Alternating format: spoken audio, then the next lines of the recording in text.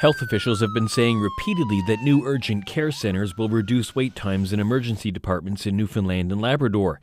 It's something former Health Minister Tom Osborne first spoke about in 2024. It will allow emergency rooms to focus on emergency care and the urgent care centres to focus on urgent care, moving people through the emergency department more expeditiously. But St. John's emergency doctor Scott Wilson says that notion is flawed.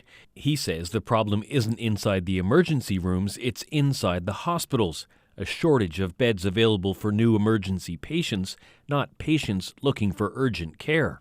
Overcrowding inside the emergency departments, patients who are admitted to hospital but remain in our space.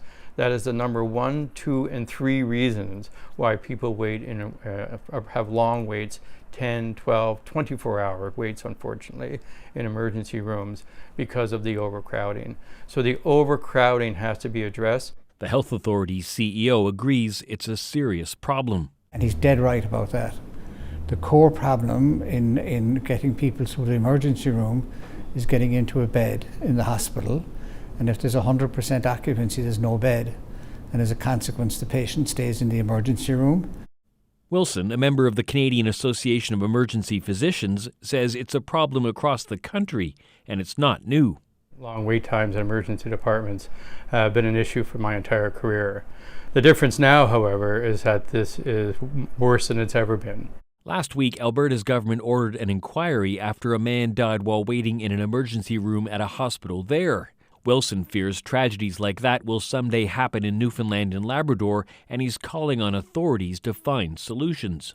We've already had unfortunately, lots of cases in the media across the country of patients dying in waiting rooms in emergency departments. The numbers game is eventually going to catch up to us. Newfoundland and Labrador's health authority says it is trying to tackle the problem. We are certainly very active in the arena of trying to get more acute care beds and trying to improve discharge facilitation within the hospitals. The need for care will only continue to grow as our population ages. The health authority says it's working hard to increase capacity inside of hospitals and also in long-term care. Mark Quinn, CBC News, St. John's.